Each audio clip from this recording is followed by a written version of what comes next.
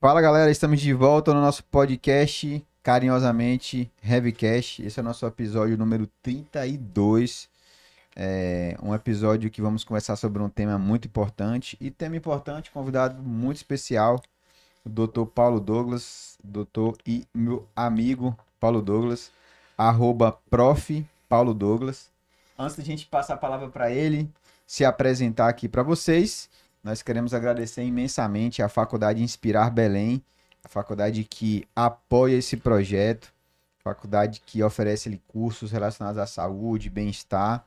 Então, lá é um lugar muito bom para você se capacitar, para você se posicionar melhor no mercado também. Então, um abraço para todos da Faculdade Inspirar Belém, Paula, Diana e toda a equipe. E também a nossa carinhosa Amazon Physiocare, organizada aí, administrada pela Renata e pelo Jean e toda a equipe lá.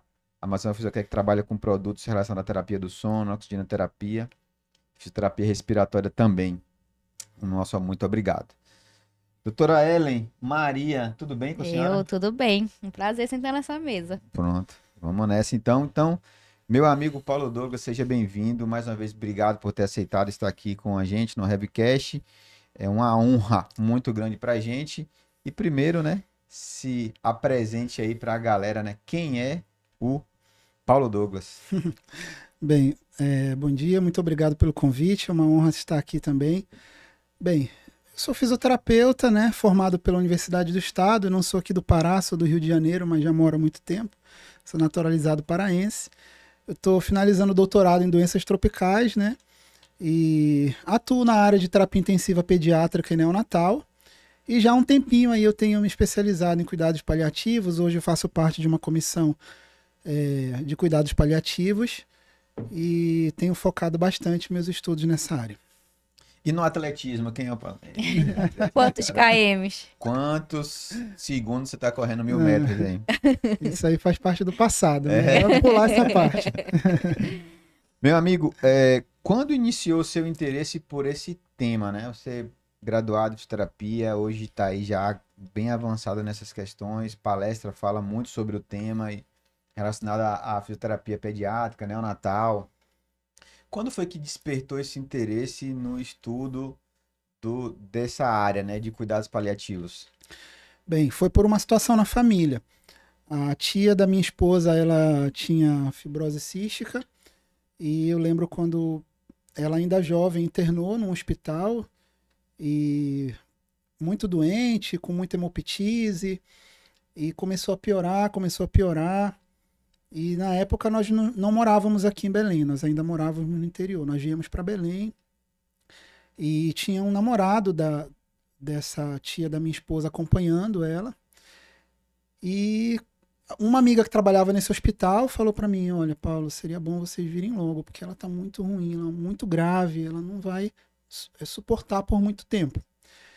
E aí, quando nós chegamos, a minha esposa chegou, ela já havia evoluído a óbito.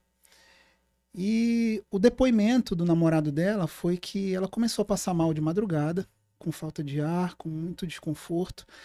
E o tempo todo ele ia lá no posto de enfermagem para avisar: olha, ela está muito mal, ela está sofrendo, ela está com falta de ar. E as pessoas falavam: não, mas ela é cuidado paliativo. A gente não tem nada para fazer, ela é cuidado paliativo. E na época eu não sabia o que significava. Isso foi em 2016, por aí. Comecinho de 2016. E eu fiquei me perguntando, que tipo de cuidado é esse, né, que deixa a pessoa sofrendo, agonizando no momento da morte, né? Eu fiquei curioso e comecei a estudar. E aí, adquirindo conhecimento, eu percebi que não era nada daquilo que as pessoas pensavam e que, infelizmente, até hoje ainda pensam, né, sobre cuidado paliativo. Então, foi daí que surgiu o meu interesse. Depois disso, eu fiz uma pós-graduação. Hoje eu sou especializado e alguns outros cursos de formação. E de fato, Paulo, o que que é o cuidado paliativo, né? Que a gente ouve muito falar, fora desse contexto que a gente sabe o que não é, Sim. mas o que que seria esse cuidado? Quando a gente aprende o conceito, né, a gente já tem aí meio caminho andado, né? Cuidado paliativo, ele é uma abordagem. É uma abordagem que tem como ponto-chave a qualidade de vida. A qualidade de vida tanto para o paciente quanto para o seu familiar. Quem seria esse paciente? Aquele paciente que tem uma condição que ameaça a vida. Ponto. Ele não precisa estar próximo da morte, ele não precisa estar morrendo, ele não precisa estar nos últimos dias, ele não precisa ter feito todos os tratamentos e que agora não dá mais certo e agora ele é cuidado paliativo. Não. Então, essa abordagem ela visa a qualidade de vida desse paciente que tem uma condição que ameaça a vida. Mesmo que esse paciente ainda tenha uma expectativa de anos, mesmo que esse paciente não tenha sintomas, né? E de que forma a gente vai otimizar essa qualidade de vida? Através da prevenção e do alívio do sofrimento. Que sofrimento é esse? O sofrimento físico, psicossocial e espiritual. Então, esse conceito de cuidado paliativo, ele vem desde 2002, né? A definição da OMS. Então, a gente já tem mais de 2 décadas, né, de um conceito renovado que preza pela intervenção do cuidado paliativo precocemente. Existem subclassificações do cuidados paliativos, porque no dia a dia a gente ouve assim, olha, esse paciente aqui é cuidados paliativos exclusivos. Uhum. Ah, não, esse aqui não é exclusivo. Esse é uma outra. E como é que funciona essas subclassificações dos cuidados paliativos? Isso de fato mesmo, na teoria e na prática, isso acontece?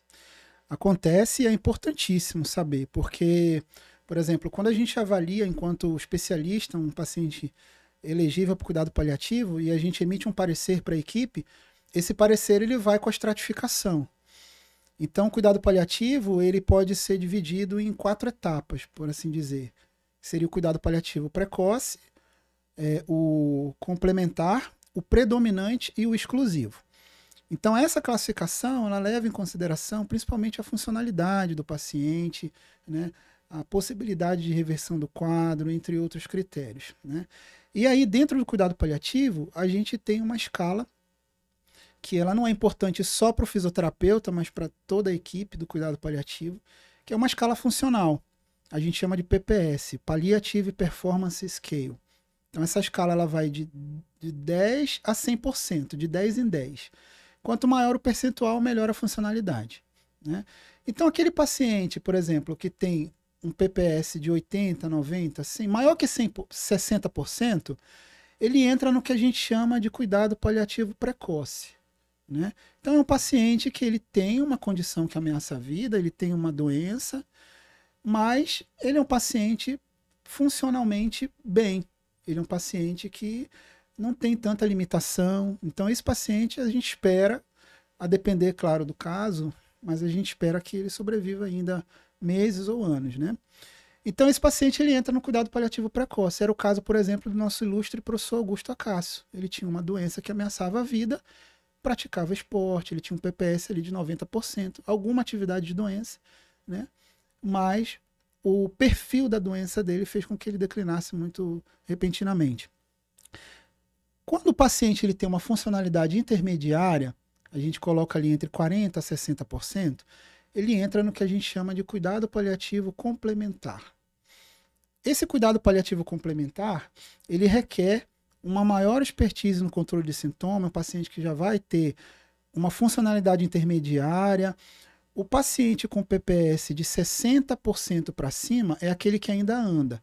Só que os 60% e 70% ele anda com dificuldade já, né? Os 50% ele já passa a maior parte do tempo sentado. O 40% já passa a maior parte do tempo deitado. De 30 para baixo é o paciente que não senta, ele é totalmente acamado. Então, esse que tem a funcionalidade entre 40% e 60%, ele já entra no cuidado paliativo complementar. Ele pode se beneficiar de medidas invasivas? Pode. Ele é um paciente que ele pode, por exemplo, se ele evoluir com uma infecção importante, um quadro de insuficiência respiratória, ele tem indicação de ser entubado, de ser levado para UTI, de ser reanimado, ele tem indicação de tudo isso, respeitando a vontade dele, né? Mas é um paciente que já requer um cuidado maior, né? E a gente já tem que pesar também a vontade dele quando a gente leva em consideração a tomada de decisão. O cuidado paliativo predominante é aquele que o paciente já tem uma funcionalidade menor que 40%. Paciente acamado. Esse paciente, ele não se beneficia de medidas invasivas. esse paciente funcionalmente frágil, acamado, que tem uma qualidade de vida muito pobre, né? É um paciente que ele pode se beneficiar de uma ou outra medida, como, por exemplo, ele fez uma ITU, ele vai receber um antibiótico, ele vai... Agora, medidas agressivas, invasivas, respeitando a vontade dele, aí já não seriam indicadas. E o exclusivo é aquele paciente que está morrendo, é o paciente que começa a deteriorar muito rápido, é um paciente que já está em fim de vida, nas últimas horas ou dias de vida, e esse paciente é aquele que tem a indicação de limitação de suporte, que a gente chama hoje em dia de adequação de suporte, né? Então, se é um paciente que está em ventilação, com droga, recebendo dieta, fazendo hemodiálise, do ponto de vista ético, nada disso mais ajudaria esse paciente. Então, o indicado seria a remoção disso. Claro que tem que começar lá atrás, senão não dá certo. E Paulo, eu até me assustei aqui com a complexidade da avaliação, né? E aí vem até uma pergunta aqui, porque no dia a dia, todo hospital tem uma comissão de cuidados paliativos para poder fechar esse diagnóstico, ou esse diagnóstico está sendo feito, né? Ou é feito por outros profissionais, corre esse risco de estar sendo feito esse diagnóstico por profissionais não capacitados tecnicamente e acabar errando essa classificação e, consequentemente, as terapêuticas também? Existe esse risco, sim. Eu costumo dizer que o problema do ignorante é a veemência, né? Aquele profissional que ele não tem o conhecimento, mas ele jura de pé junto que ele está fazendo cuidado paliativo. Então, ele acha que o paciente com uma doença grave, avançada na UTI, que está sofrendo, ele ceda, entuba e pronto. Para ele, aquilo ali é cuidado paliativo e agora é só esperar o paciente morrer, né? E essa falta de conhecimento é muito prejudicial para o paciente, para a família. Isso aumenta muito o sofrimento, né? Então, o que a gente vê hoje em dia, por exemplo, você pega uma passagem de plantão da fisioterapia na UTI, aí você vê assim, o leito 1, entubado, ventilação, parâmetros médios, secretivo e tal. Aí o leito 2, aí tá escrito assim, CP. Aí o leito 3, fez exercício, ortostase, deambulou, não sei o quê. Mas por que o leito 2 está escrito só CP? E não tem mais nada. Quer dizer, aquele paciente em cuidado paliativo, que às vezes o profissional nem entrou lá no box para avaliar, é o paciente que requer mais cuidado, é o paciente que requer demanda mais tempo da sua avaliação. Você tem que controlar os sintomas, tem que fazer uma série de coisas, né? Então, o que antes se chamava de SPP, hoje em dia se chama de CP e continuam fazendo a mesma coisa, ou seja, nada. Isso demonstra uma falta de conhecimento muito grande por parte dos profissionais. Isso é muito arriscado. Beleza. Eu tenho uma dúvida pessoal, até nas conduções. Essa questão da condução da vontade, né, do paciente, como que tá juridicamente? O paciente pode deixar por escrito, se consciente e orientado, ele pode optar por não medidas invasivas, ou é sempre a família que determina ao final? Excelente pergunta. Essa questão da vontade do paciente, de como ele quer ser tratado quando ele estiver próximo da morte, a gente chama isso de testamento vital. O testamento vital ele é um tipo de diretiva antecipada de vontade. Por exemplo, o plano de parto é uma diretiva antecipada da mulher que está grávida e ela relata como ela quer ser tratada durante o parto, como ela quer que o parto aconteça, né? Então, o testamento vital ele é uma diretiva antecipada voltada para o momento da morte.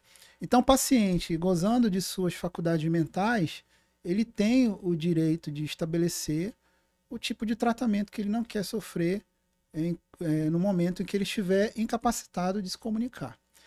Então, se o paciente tem uma doença grave, né, uma condição que ameaça a vida, e ele deixa expresso que se a doença dele avançar, ele não quer ser submetido a tratamentos invasivos, como reanimação, intubação, hemodiálise, traqueostomia, por aí vai, aquilo ali é uma diretiva antecipada. O paciente ele não precisa fazer um documento, reconhecer assinatura em cartório, isso não é necessário. Se o paciente manifestar esse desejo para a equipe, qualquer profissional que registrar isso prontuário, isso é juridicamente válido como o testamento vital do paciente. Se o familiar do paciente chegar e falar para a equipe, olha, ele falou para a gente que ele só viria para o hospital se a gente garantisse que ele não ia fazer uma cirurgia, porque ele não quer operar, que ele não ia ser entubado. Então, essa manifestação por parte da família, a gente registra em prontuário e aquilo é válido eticamente como a diretiva antecipada do paciente, né? Isso precisa ser levado em consideração, principalmente quando a gente tem no cuidado paliativo, assim, a gente tem uma coisa que chama terapia fútil ou inútil. O que é o fútil ou inútil? É aquilo que não vai atingir o objetivo biológico. Então, se você tem lá um paciente que está há muito tempo na UTI, esse paciente ele está grave, ele tem piorado progressivamente, ele já fez todos os esquemas possíveis e imagináveis de antibiótico, já está no 3º ciclo de polimixina, né? Esse paciente foi decretada uma falência terapêutica antimicrobiana para ele, né? A manutenção desse antibiótico é considerada a partir daí fútil. Então, isso fere o princípio bioético da não maleficência. Então, se você continuar administrando isso, você está prejudicando o paciente, causando hepatotoxicidade sem benefício nenhum. Então, tudo aquilo que é fútil, você não precisa da autorização de um representante legal do paciente para suspender. Você pode suspender sem essa autorização e sem medo de processo. Se a família quiser processar porque você tirou o antibiótico, o médico ele tem como se respaldar, do ponto de vista ético, legal, jurídico, de que aquele tratamento era fútil. Agora, se você tem uma pessoa numa condição grave, uma pessoa já com várias comorbidades, uma doença avançada, e aí depois acho que a gente vai falar um pouquinho das ferramentas, mas quando você aplica as ferramentas, não tem muito um parecer de se vai melhorar ou não, você acha que não vai melhorar, né? Esse tipo de conduta a gente chama de potencialmente inapropriada. Aquilo que você não tem certeza, mas que você acha que não vai melhorar, para você não fazer, você precisa do consentimento. Tá bom? No meu último plantão, tinha uma paciente que estava com diagnóstico lá de cuidados paliativos. Uhum. E a conversa que a gente via dos bastidores, lá do plantão, era assim, olha, a equipe da cirurgia não vai abordar mais, o próprio consentimento do paciente, ela não quer mais ser abordada cirurgicamente. E a clínica também falou que, tipo assim, não tem mais recurso terapêutico, tal, beleza, cuidados paliativos. Ela tava funcional, tipo assim, ela tava se comunicando, consciente, orientada. E aí a gente foi lá a fisioterapia foi lá e falou assim, ó, vamos sair um pouco do leito, sentar um pouco. Ela falou assim, isso vai mudar a minha vida? Aí naquele momento, assim, foi um choque, né, pra equipe, né? E aí ela falou assim, se não for mudar a minha vida, eu quero ficar aqui deitado. Aí eu vou aproveitar esse contexto e te perguntar, Paulo, o que indica a gente fazer uma determinada terapêutica? Você falou muito bem da escala PPS, né? Que vai ter essa classificação de porcentagem relacionada à função. Mas o que vai conduzir hoje, né, a terapêutica do profissional em relação a cuidados paliativos? Porque tem muitos mitos, né? Se já tem muitos mitos de forma geral, ainda mais em cuidados paliativos. Porque na prática é assim, ó, o paciente é cuidados paliativos, não estuba. Estuba. Não. O paciente é cuidados paliativos, bota logo FI a 21%, PIP de 5%, só mexe na pressão. Eu queria que você debatesse esses mitos, assim, que você também já deve ter ouvido muitos mitos desses. E o que respalda pra gente intervir? Não, isso aqui eu vou fazer, que isso vai beneficiar. Não, isso aqui não faz sentido eu fazer. Mas para não ser algo subjetivo da minha cabeça, né? O que você traz pra gente em relação à informação de qualidade, né? Em relação a esses temas, esses mitos, né? De faz, não faz, e o que vai respaldar a gente fazer uma terapêutica. Tá, calma lá que você abordou uma meia dúzia de temáticas. Respirou aí, fundo. Uma coisa... E você tem 1 minuto aí, brincadeira. Contando. Não, pode ficar à vontade. Então, eu vou tentar criar um raciocínio lógico aqui. Qualquer coisa você me interrompe se estiver faltando alguma coisa. Primeiro, o que é a qualidade de vida? Né? O cuidado paliativo não tem como tema central a qualidade de vida? Então, para mim, pode ser uma coisa, para você outra, para ela em outra. Como é que a gente vai saber o que é para o paciente? Bem, tem uma regra que ela vai ser comum para todo mundo. A gente tem na nossa vida uma expectativa e a gente tem uma realidade. Quanto mais distantes essas linhas estiverem, pior a nossa qualidade de vida. Então, quando a gente quer melhorar a qualidade de vida do paciente, das duas, uma. Ou a gente tem que ter uma comunicação muito eficaz e um jogo de cintura para trazer a expectativa dele um pouquinho mais para cá. Se é um paciente que virou paraplégico, lesão completa ou alguma coisa assim. E a expectativa dele de vida é andar, voltar a andar. Isso não vai acontecer. Então você tem que criar estratégias e mecanismos para fazê-lo entender de que existem outras formas de se locomover. E que ele não precisa obrigatoriamente ficar em pé e andar para se locomover. Porque pode ser que a expectativa de vida dele não seja andar, seja se locomover. Então, você tem que ter essa habilidade. E a outra possibilidade de melhorar a qualidade de vida do paciente é o que a fisioterapia mais faz, é melhorar a realidade do paciente. Né? Então, não tem nada que seja, digamos assim, absolutamente contraindicado no cuidado paliativo. A vontade do paciente vai fazer muita diferença. Né? Nós temos, por exemplo, várias ferramentas que vão dizer se aquele paciente ele é elegível ou não para o cuidado paliativo. Né? A gente tem, uma ferramenta chamada NECPAL, Necessidades Paliativas. Ela leva em consideração a pergunta surpresa e alguns critérios clínicos de doença avançada. Todas as ferramentas levam em consideração critérios clínicos de doença avançada. Doença cardiológica, doença renal, doença hepática, neurológica, demência, doença oncológica. Cada um desse grupo de doenças tem os critérios específicos para dizer que o paciente, né, paciente com insuficiência cardíaca, NIRA3, ele tem um critério para cuidado paliativo. E o NECPAL ele tem esses critérios de doença clínica avançada e tem a pergunta surpresa. O que é a pergunta surpresa? Você se surpreenderia se esse seu paciente morresse nos próximos 12 meses? É uma pergunta surpresa. Se você fala, não, eu não me surpreenderia. Pronto, ele é NECPAL positivo. O NECPAL positivo indica uma necessidade paliativa. Uma outra ferramenta é o SPICT-BR, que foi aplicado, por exemplo, no caso do Silvio Santos, recentemente, mês passado. O SPICT-BR ele leva em consideração a mesma coisa, os critérios clínicos de doença avançada e condições gerais de piora da doença, de piora clínica. Quais seriam essas condições gerais? Internações frequentes não programadas, perda de peso acentuada, perda de funcionalidade nos últimos meses, persistência de sintomas a despeito do tratamento clínico da doença de base, a vontade do próprio paciente. Então, por exemplo, o Silvio Santos ele manifestou a vontade dele de não ir para UTI, não ser entubado. E ele tinha internações prévias. Então, se ele tem pelo menos 2 critérios gerais de piora clínica, ele é considerado SPICT positivo. O SPICT positivo indica uma necessidade paliativa. Né? Ou se pelo menos um critério da doença clínica avançada. Então, nós temos ferramentas. E isso tem muito a ver com a fragilidade do paciente. A gente já teve um paciente esse ano, até mostrei esse fim de semana eu estava ministrando um módulo de cuidado paliativo, né? Na Inspirar, né? Uhum. E eu mostrei o caso de um paciente que a gente admitiu na UTI com 108 anos. A gente entubou esse paciente, isso foi em janeiro desse ano. A gente entubou esse paciente, 3 dias depois eu estubei esse paciente, 2 dias depois ele foi de alta da UTI, numa quinta-feira, na sexta-feira ele completou 109 anos. Mas qual era a diferença desse paciente de 108 para o Silvio Santos, que tinha 93 e não quis ir para a UTI ser entubado? Era a fragilidade.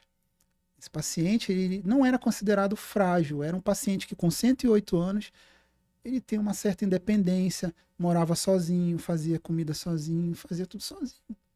Não era frágil. O Silvio Santos, dentro da escala visual de fragilidade, que vai de 1 a 9, quanto maior o número, maior a fragilidade da pessoa, ele teria uma pontuação de 6 nessa escala. O 6 é aquele que você tem que aplicar as ferramentas, o SPICT ou o NECPAL. Aí o SPICT dele é positivo.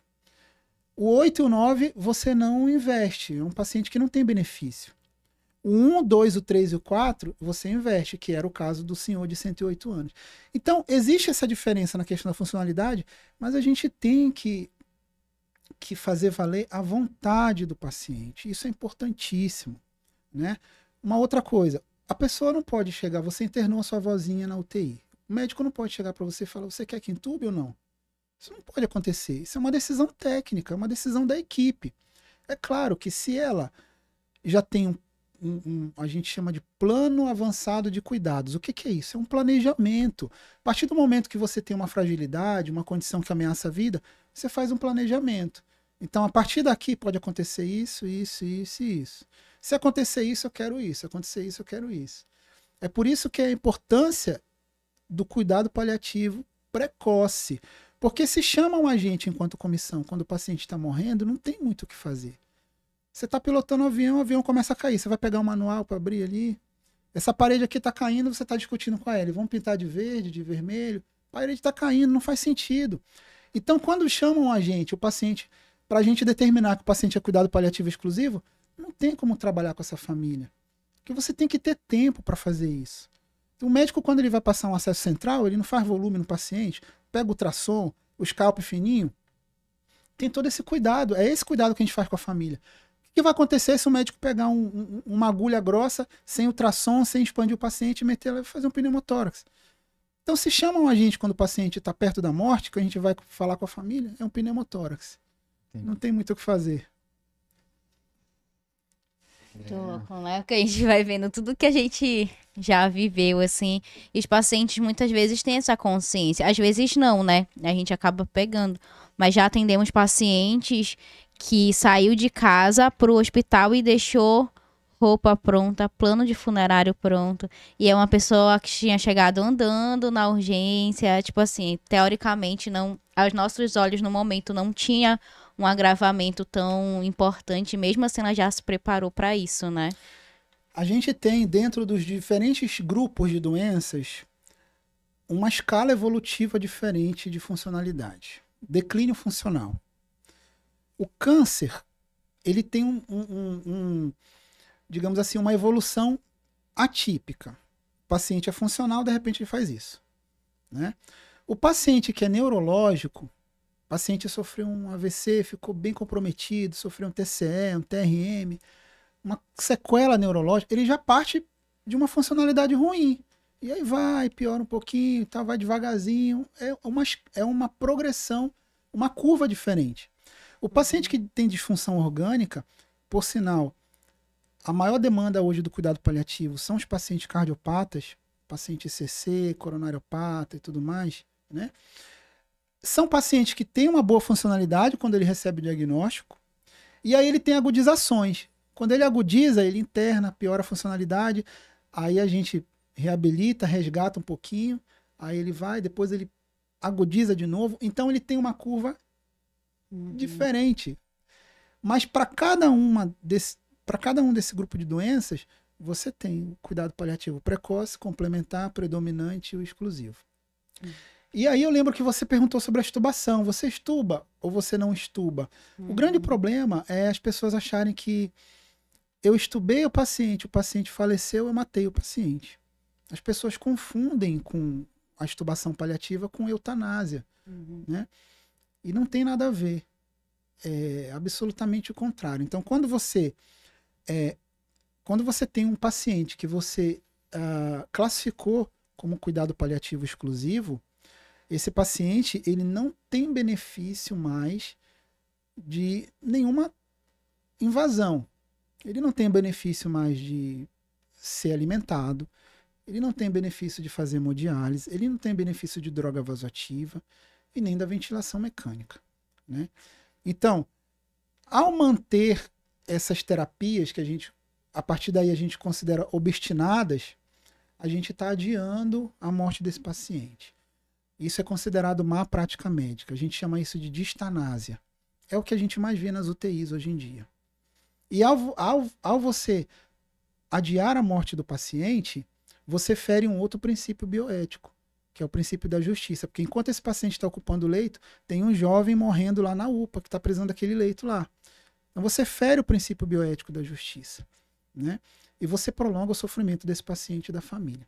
Então a gente tem vários estudos, Rafa e Ellen, que trazem uma pesquisa de familiares de pacientes que foram entubados paliativamente, comparando com familiares de pacientes que morreram entubados na UTI. Então, aqueles familiares dos pacientes que sofreram extubação paliativa, eles têm menos depressão, menos estresse pós-traumático, melhor qualidade de vida, né? Então, a extubação paliativa, ela é um processo que começa ali da comunicação com a equipe, depois a comunicação com a família, o preparo, todo o preparo do ambiente, o preparo do local. É todo um processo. É um processo muito técnico, né? E a equipe ela precisa estar extremamente preparada para abordar os sintomas do paciente, não só os sintomas físicos. E outra coisa, Paulo, que aproveitar já esse, está falando da ventilação mecânica, da extubação, é outra coisa que a gente vê muito no dia a dia, né? O paciente tinha cuidados paliativos exclusivos, ele está entubado, está sedado, está grave, e aí às vezes chega um membro da equipe e fala assim, olha, FI pode botar, aí vamos supor que o paciente estava, né, antes de tudo, estava com FI de 60%. Falei assim, ó, cuidados paliativos exclusivos. Aí pode botar FI a 21%, PIP de 5%, só ajusta a pressão.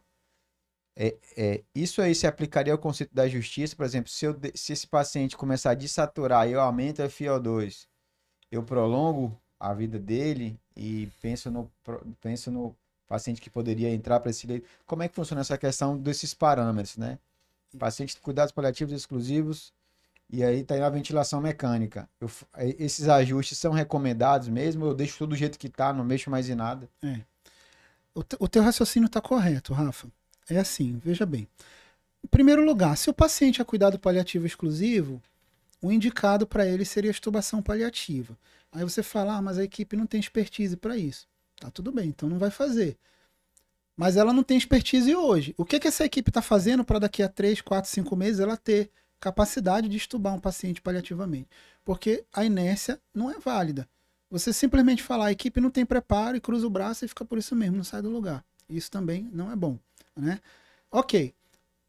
A gente não vai fazer a extubação paliativa, tudo bem. Como é que a gente vai ventilar esse paciente? Ele tem indicação de oxigênio suplementar? Não, assim como ele não tem indicação de dieta, de droga vasativa e por aí vai. Tá? O oxigênio não vai diminuir o sofrimento do paciente, ele vai aumentar a saturação. Mas quando você tem um paciente em cuidado paliativo exclusivo, você não tem que olhar para sinais clínicos, pressão arterial, frequência cardíaca, não. Você tem que olhar para o paciente, os sintomas. O que importa é o sintoma, é o que ele está sentindo. O oxigênio não vai aliviar o sofrimento dele. Tá bom? Então, beleza. Vamos congelar o parâmetro. Congelar o parâmetro e o paciente fica lá agonizando com falta de ar e você congelou porque ele é cuidado paliativo. Isso é tortura, é crime. Quem faz isso tem que ser preso, né? Então, você vai ventilar o paciente conforme a demanda ventilatória dele. É claro que o que tem que vir em primeiro lugar quando o paciente tem falta de ar, quando o paciente tem sinais de desconforto respiratório? Tem que vir a titulação do opioide. Então, esse paciente tem que estar recebendo opioide, que é o tratamento de escolha para esse sintoma. É o tratamento, a primeira coisa que tem que ser ajustada quando o paciente tem falta de ar, o paciente em cuidado paliativo exclusivo, é a medicação. É a primeira coisa. Então, tem que ser titulado opioide, ajustado direitinho. Mas aí esse paciente nem está recebendo ainda opioide. O paciente nem está com morfina, não está com nada. Então, você vai, ajusta as pressões conforme a demanda ventilatória até que seja feito o preparo, a prescrição, buscar na farmácia, um preparo e tudo mais, né? E você ajusta, não deixa o paciente sofrendo, o paciente agonizando na ventilação mecânica, né? Então, esse negócio de congelar parâmetro não existe, tá? Mas o que você falou é certo. Eu já tive relato de residente falando assim, poxa, eu fiquei muito agoniado ao ver um paciente no pronto atendimento oncológico, e porque ele tinha uma metástase pulmonar, um câncer avançado, ele era cuidado paliativo, e ele chegou no pronto atendimento com falta de ar, colocaram uma macronebulização nele, a 15 litros, e o paciente ficou agonizando, saturando bem, 95, 96, e agonizando lá, pedindo pelo amor de Deus para ajudar ele, e ninguém fazia nada. Então, quer dizer, isso também é crime de tortura. Então, você está administrando oxigênio para corrigir a hipoxemia sem se preocupar com o sintoma. Esse paciente que tem um câncer avançado com metapulmonar, ele vai morrer de hipoxemia. E quando ele chega no pronto atendimento, nesse caso, num estágio avançado de doença, é um paciente que está morrendo. E esse paciente não tem indicação de oxigenoterapia. Quando é que o paciente em fim de vida tem indicação de oxigenoterapia? quando ele está consciente e quando ele refere uma melhora sintomática com fluxo baixo de oxigênio. É a única situação, né? Então a gente já recebeu uma paciente em cuidado de fim de vida e quando a gente colocava 2 litrinhos ali de oxigênio, ela melhorava, conseguia conversar e tudo. Esse é o paciente que tem indicação. O paciente sem nível de consciência não se beneficia de oxigênio suplementar em fim de vida. Fato. O oxigênio parece que resolve todos os problemas, né? É a angiroba, né? É a nossa angiroba, oxigênio. Incrivelmente, quem dera fosse, né? O cara levou uma cadeirada no debate e puseram uma máscara com É uma reservatório. reservatório, né? Incrível. Será que a gente vai conseguir um dia, né, vencer essa questão do O2? Acredito que a gente já evoluiu, né? Eu acho pro que verdade. era, então aí eu tenho esperança. A gente tem Concordo. evoluído. Tem razão. Sim. É verdade. E saindo da ventilação mecânica, Paulo, indo para mobilização, né? O Rafa trouxe uma questão que a paciente tinha talvez a indicação no protocolo, mas recusou. Como que a gente conduz? Porque a gente tem alguns protocolos bem estabelecidos de nível de mobilidade, faz isso. Exato. Senta, levanta, faz o exercício resistido, treino respiratório. Como que funciona essa prescrição para o paciente que está em cuidados paliativos? A gente tem um estudo, um ensaio clínico randomizado recente, foi publicado há poucos meses, né? E ele foi feito com pacientes numa enfermaria de cuidados paliativos, num hospital, né? E esses pacientes tinham uma expectativa de internação superior a 2 semanas. Eles usaram uma escala chamada ECOG, que é uma escala de funcionalidade que a gente usa também para paciente cuidado paliativo. Esses pacientes tinham um ECOG de 2 e 3, que já é um paciente com uma certa perda funcional, né? E eles fizeram com esses pacientes exercício resistido ou exercício aeróbico, a depender da preferência do paciente, o paciente que escolhia que tipo de exercício ele queria, né? E eles avaliaram qualidade de vida e um outro critério lá que eu não lembro, que tinha a ver com o humor do paciente, né? E eles fizeram esse programa de exercício diariamente por 2 semanas, tá? E todos esses pacientes tiveram uma melhora, tanto na qualidade de vida quanto na questão do humor, né? Mas isso tem que fazer sentido para o paciente.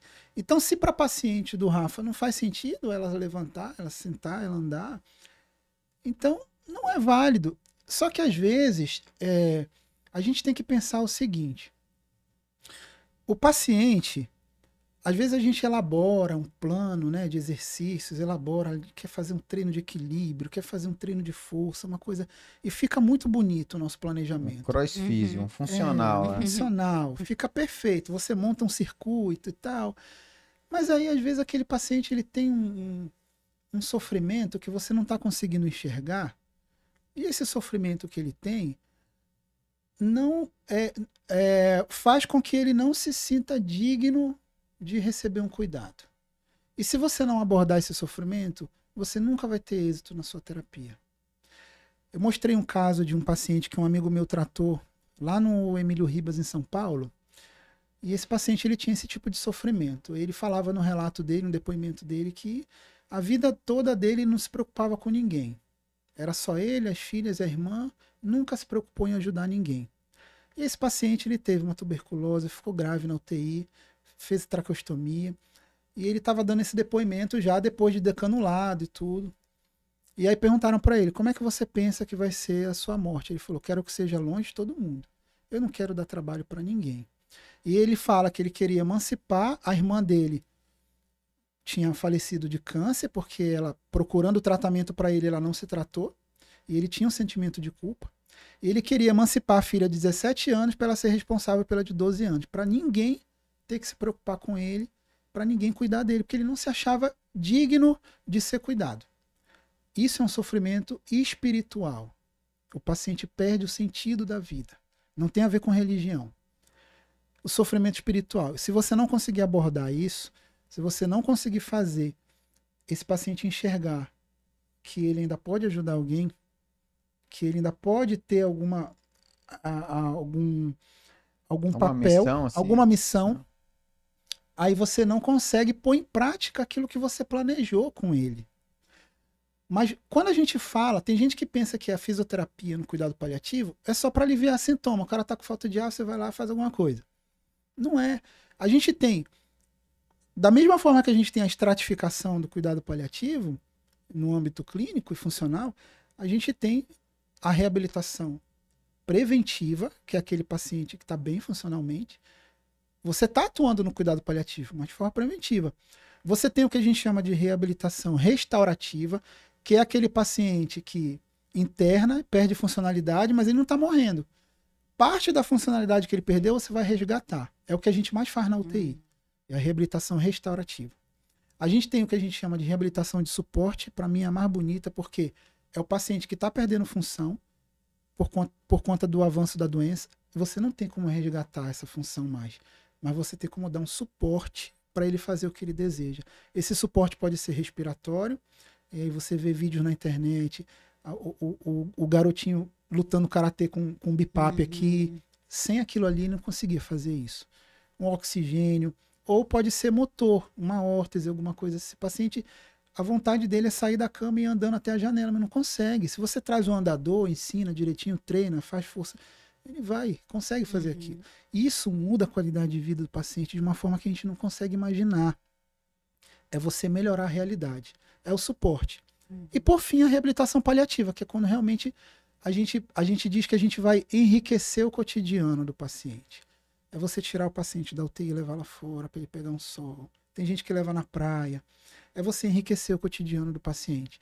Então, a reabilitação, ela perpassa por esses 4 momentos, digamos assim, e o exercício é muito bem-vindo. Tem estudo, por exemplo, e aí eu acho graça, porque assim, às vezes eu coloco isso na minha evolução e eu sei que os residentes ficam me encarnando no outro dia, que eu coloco que eu fiz reflexologia podal no paciente que está morrendo.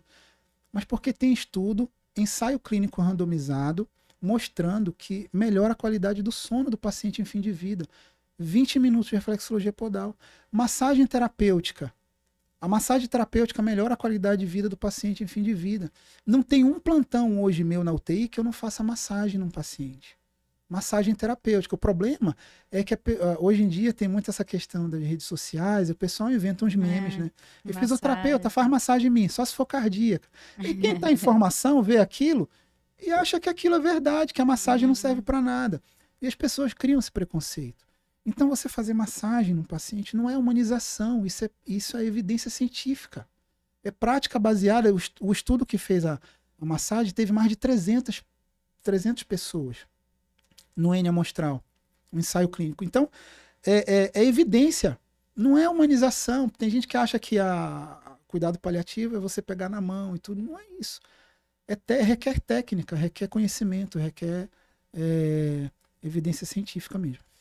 Rapaz, quanto conhecimento, velho. Porque tô aqui agora. Sair da caixinha mesmo, né? Pensar nessas terapêuticas complementares que a gente, às vezes, tem muito preconceito realmente, né? Que podem ser úteis. E como a Muito gente bacana. acha que, às vezes, nós entendemos do assunto, né? Uhum. A gente já ouviu uma palestra ou leu alguma coisa assim de forma superficial e pensa, não, eu já sei o que é isso aqui, né? Não E sabe, quanto que é é uma complexo, ciência, né? é muito complexo. Você trazendo esses dados aí da reflexologia e tal, isso é fantástico.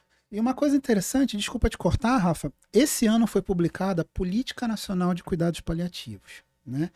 É uma política pública que vai fazer com que o governo federal ele libere uma verba para os estados, né? Para que esses estados tenham condições de formar equipes de cuidados paliativos, né? Só para você ter uma ideia, por ano serão liberados 887 milhões de reais por ano para os estados, né?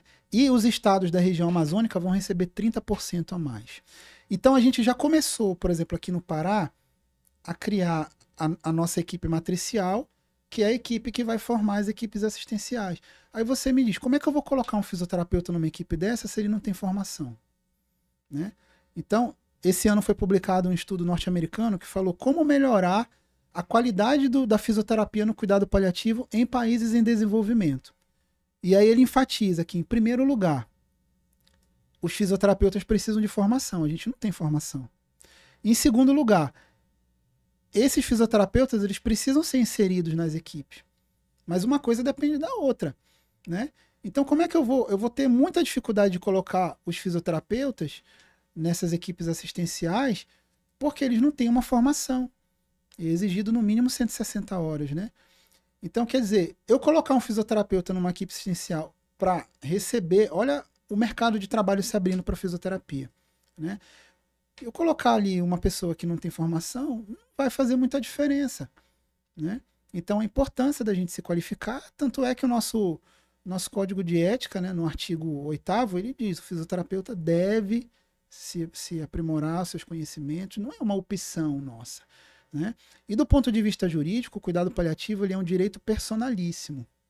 Portanto, ele caracteriza um dever do Estado. Então, se eu interno meu pai na UTI do Rafa, eu falo para o Rafa: olha, o meu pai ele quer entrar em cuidados paliativos e a gente deseja isso. Não tem como o Rafa falar: mas eu não sei. Ele não tem esse direito, ele não pode fazer isso. A equipe não pode negar, não pode falar: não, mas a gente não tem. É um direito personalíssimo. É um dever do Estado. Meu amigo, caramba, fantástico, viu? Parabéns aí por tanto conhecimento. Parece que um livro de cuidados paliativos tá se abrindo na nossa frente e tá falando com a gente. Parabéns. Melhor que um livro, porque ainda traz prática, ainda Dá pra traz gente conversar discussão, com o livro, né? Meu amigo, fantástico. Uma pena que o nosso tempo é curto e a gente já tá finalizando aqui o nosso episódio. Com certeza, essas informações aqui vai ajudar muito, né? Para as pessoas que estão ouvindo, para difundir o conhecimento e conhecimento de muita, muita relevância. Eu queria que você deixasse um recado final, né? Eu sei que você já levanta essa bandeira aí há muito tempo e tem se especializado, estudado e praticado, né? O que você luta, o que você acredita. Qual recado você deixaria para os profissionais de saúde sobre esse tema, né, de cuidados paliativos? Estudar, em primeiro lugar. Eu acho assim, o grande problema que a gente tem no cuidado paliativo é a falta de conhecimento mesmo, né? Então, se você tem... eu lembro que, por exemplo, quando o Pelé faleceu, né? Quando ele estava perto de falecer, a mídia trazia essas manchetes assim: a hemodiálise do Pelé não está mais fazendo efeito, agora ele vai entrar em cuidado paliativo. Não, ele já estava em cuidado paliativo. Então, esse modelo mental dicotômico de que a pessoa vai tratar, e quando não tiver mais nada para fazer, vai entrar em cuidado paliativo, isso já caiu por terra há mais de 2 décadas. A gente não pode mais pensar assim. Então, a pessoa internou. Todo e qualquer paciente ali na UTI, ele tem uma condição que ameaça a vida. Ele é elegível para o cuidado paliativo. Não significa dizer que ele vai morrer, né? Mas você precisa ter essa... Então, o cuidado paliativo, quanto mais precoce, melhor. Porque senão, o que vai acontecer? O paciente chega, aí já é um paciente que tem uma condição que requer uma necessidade paliativa, mas aí é feito todo investimento e tudo. A gente até tem no cuidado paliativo o que a gente chama de trial, né? Você faz um teste, você negocia com o paciente ou com a família, a gente vai fazer um teste, a gente vai, né, ver como é que ele se comporta, mas você estabelece um prazo, 72 horas, né? E não melhorou, só está piorando, o que você está fazendo é potencialmente inapropriado, né? Então tem que rever esse plano para esse paciente. Mas aí às vezes acontece, aí você entuba o paciente, aí cai a pressão, aí começa a dialisar, cai mais a pressão, aí aumenta o parâmetro ventilatório, cai mais a pressão, não sei o que, o paciente fica anúrico, e vai, aumenta a droga, infecta, não sei o que. E aí você vai, né? E não, ainda não está na hora do cuidado paliativo, não, ainda não está na hora. Então vai. E o paciente fica, às vezes, 1, 2, 3, 4, 5 semanas na UTI, grave, piorando cada vez mais, né? E aquela indecisão toda, né? E aí, quando você quer falar de cuidado paliativo para a família não aceita, você fala: pô, a família não está preparada para cuidado paliativo. Não, foi o profissional que errou, né? E a gente chama isso de síndrome do abacate. Você vai no supermercado, compra um abacate, leva para casa, não tá bom ainda. Todo dia você vai lá, aperta ele um pouquinho, não tá legal. Aí outro dia você vai lá, eu quero fazer uma vitamina, não tá bom ainda. Aí você vai todo dia. Aí quando ele começa a amolecer, você fala: amanhã eu vou fazer. Quando amanhã você abre, tá todo podre o abacate, né? É isso que acontece com o paciente na UTI. Às vezes, quando você vai pedir o cuidado paliativo, o paciente está podre, não dá mais tempo de fazer mais nada. Então, o recado que eu deixo: em primeiro lugar, estudar. Conhecimento é fundamental e o paciente precisa que você tenha conhecimento, né? O cuidado paliativo é uma necessidade urgente, né? Bem, segundo lugar, deixar um pouco o celular de lado. As pessoas hoje em dia são escravas das telas e isso toma muito tempo e isso é uma doença grave. A gente tem que entender isso. E terceiro lugar, você, assim, me desculpa tocar nesse ponto, mas eu sei que você vai me entender. Se conectar mais com Deus. Deixar um pouco mais a tecnologia de lado, o celular de lado, e se conectar mais com Deus. Porque, Rafa, mesmo que você estude, que você tenha um conhecimento teórico, se você não tiver essa conexão, esse conhecimento você não consegue colocar em prática. Porque para você colocar em prática, isso requer raciocínio clínico. Esse raciocínio não vem da teoria, ele vem do Espírito Santo, né? Tiago 1,17 diz: todo dom perfeito vem do alto. Então, para mim, a fisioterapia ela não é só uma ciência, ela vai muito além, ela é um dom. E aí, assim como lá em João 15 diz que todo o ramo que não tiver conectado à videira não dá fruto, nós também, se não tivermos conectados ao Criador, nós não vamos dar fruto. Então, por que você tem êxito na sua conduta? Porque você, além do conhecimento teórico que você tem, você está conectado ao Criador. E isso faz com que você desenvolva o seu dom, que é perfeito. Todo dom perfeito vem do alto. Então, essa é a mensagem final que eu queria deixar. Que gran finale, né? Gran Que finale. Meu amigo. Eu tinha certeza que ia ser um episódio fantástico. Mas superou as expectativas, né? Todas as expectativas foram superadas. Eu só tenho que te agradecer mesmo. Assim, primeiro pela amizade, né? Pra gente ser próximos. E depois por você estar na fisioterapia, levantando essa bandeira, porque traz mais peso, assim, consistência para a profissão. Essa pegada que você fala da importância da gente se capacitar, de estudar mesmo. E você trouxe conselhos, assim, que valiosíssimos para todos nós, né? A questão da conexão com Deus, a questão da prisão das telas, enfim. Então, muito obrigado. Parabéns muito pela sua trajetória profissional, que ainda vai ter vários capítulos ainda, mas parabéns pela sua trajetória profissional e valeu mesmo. Muito obrigada, aprendi demais, já aprendo com o Paulo, a gente se encontra de vez em quando, né? Mas assim, é um tema extremamente importante e eu tenho certeza que quem assistir vai sair diferente desse episódio. Beleza. Nosso muito obrigado mais uma vez para a Faculdade Inspirar, Belém e Amazon Fisiocare e até o nosso próximo episódio. Valeu. Valeu, obrigado, um abraço.